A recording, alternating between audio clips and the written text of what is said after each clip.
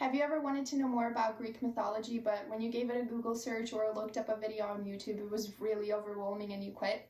Well, in this speech, I will do my best to keep it as simple as possible for you and hopefully keep you entertained and interested in this topic. Hi, my name is Ekaterina, and behind me I have a family tree of the Greek gods that I made, and don't worry, I will zoom in on the family tree closer when I will be talking about the gods. Many might think that Greek mythology is something that was left in ancient Greece. However, traces of Greek mythology are still found everywhere in today's world. Popular brands, architecture, astronomy, medicine, the Olympic Games, and pop culture. This speech will be about the history of Greek mythology, Greek myths, and how it all still influences the modern Western culture today. In World History Encyclopedia, Cartwright says, much of what we know about the origins of the Greek gods is through the poems of Homer, the Iliad, the Odyssey, and Hesiod's Theogony, which details the origin of the gods. The whole thing starts with Gaia, Earth, and Uranus, heavens and sky.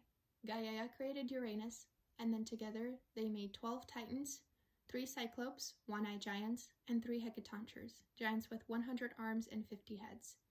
The 12 titans are Iapetus, titan of craftsmanship, morality; Oceanus, titan of river Oceanus and fresh water; Tethys, titan of fresh water and sea; Crius, titan of constellations; Cous, titan of intelligence; Phoebe, titan of the moon; Rhea, titan of female fertility, motherhood, and generation; Cronus, titan of harvest, king of titans; Themis, titan of justice and order; Mnemosyne, titan of memory; Thea, titan of sight; and Hyperon, titan of heavenly light.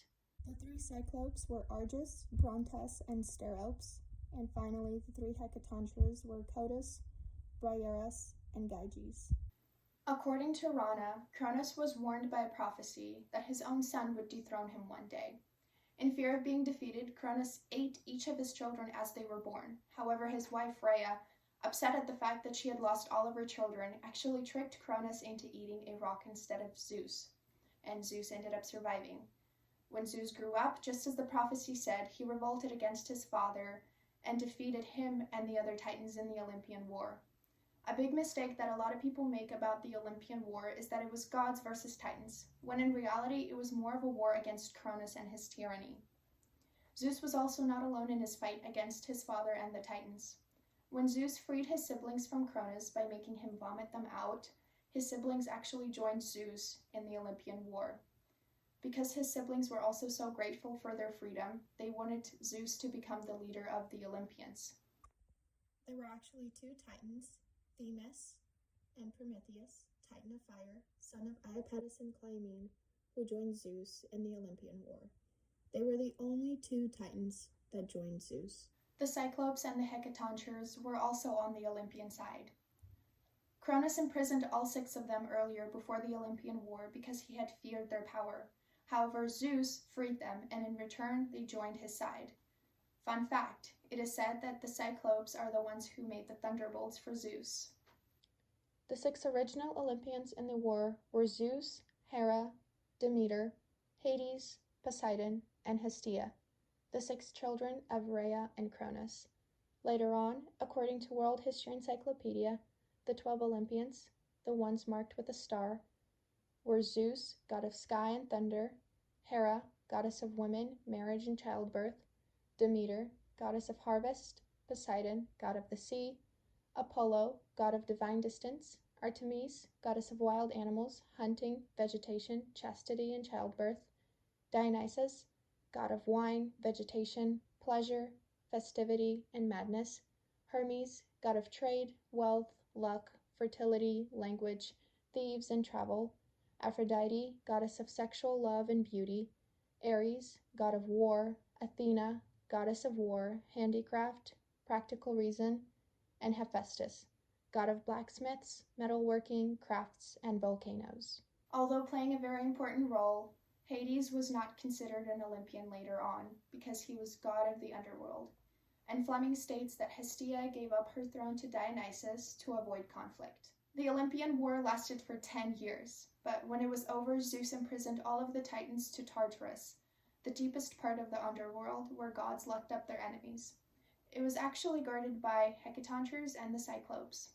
The only two titans that Zeus did not lock up were Themis and Prometheus, the two titans that helped him in the Olympian War. Then Zeus, Hades, and Poseidon divided up the world into three parts. Zeus becomes the ruler of the sky and the earth, Poseidon becomes the ruler of the sea, and Hades becomes the ruler of the underworld. Zeus then asks Prometheus and Themis to create man and animals.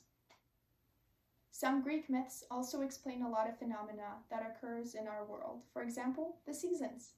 Persephone, the daughter of Demeter and Zeus, also titled the goddess of spring, was taken away by Hades into the underworld as his bride. According to Theo.com, her mother, Demeter, was furious and searched for her everywhere but couldn't find her. When Demeter learned that Zeus had given his consent to Hades to take Persephone, Demeter, quote, refused to let the earth fruit until Persephone was returned, end quote. Zeus agreed. However, Persephone had tasted the food of Hades, 6 pomegranate seeds to be exact. Therefore, she had to forever spend part of the year with her husband Hades in the underworld. Every year when Persephone returned to earth, the flowers bloomed and new grains grew. Spring. And when she returned to the underworld, the plants died and the soil became infertile. Winter.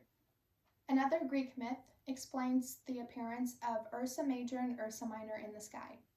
According to Greeka.com, Callisto, one of Artemis's companions, had sworn to the goddess to remain a virgin for all of her life, just like the rest of Artemis's companions. Artemis, one of the 12 Olympians, was the goddess of wild animals, vegetation, hunting, childbirth, and chastity. When Zeus saw Callisto, he attempted many times and succeeded in seducing her. When Callisto realized that she was pregnant, she decided to keep it a secret from Artemis. However, her pregnancy was revealed quickly. Artemis was furious when she found out because she violated her vow and turned Callisto into a bear, quote, with the curse to live in the wild for the rest of her life and be killed by hunters one day, end quote. Later, Callisto, the bear, delivered her son Arcas, and Zeus gave him to goddess Maia to raise him. When he was all grown up and hunting one day, he came across a bear, his mother, which he did not know, and he was getting ready to kill her. All the way from Mount Olympus, Zeus saw this tragedy unraveling, and before the bear could be killed, he turned Arcas and Callisto into constellations. Ancient Greeks believed that Ursa Major and Ursa Minor are the representations of Callisto and Arcas.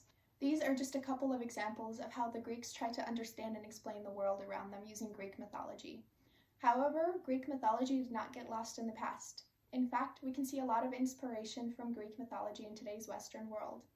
Popular movies today, like Percy Jackson and the Lightning Thief, Percy Jackson's Sea of Monsters, 300, Disney's Hercules, and many more, were all based and inspired by Greek mythology.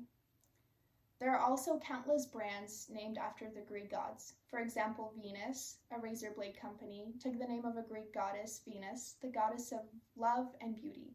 Nike, a famous sporting brand, is named after Nike, the goddess of victory. Amazon, the company we all love, was named after the fierce warrior woman from Greek mythology, the Amazons. The Starbucks logo depicts a siren. In Greek mythology, sirens, two-tailed mermaids, lured sailors to their death, and the list goes on. The iconic Greek-inspired architecture that can be found all around the world was influenced by ancient Greeks, who built these magnificent structures dedicated to their gods. The names of the 12 zodiac signs are actually named after and relate to each of the 12 Olympians. For example, the constellation Aries is named after Ares, the god of war. According to Ospino, quote, the constellation of Taurus is associated with the Greek myth of Europa. Europa was ravished by Zeus, who had taken the form of a white bull.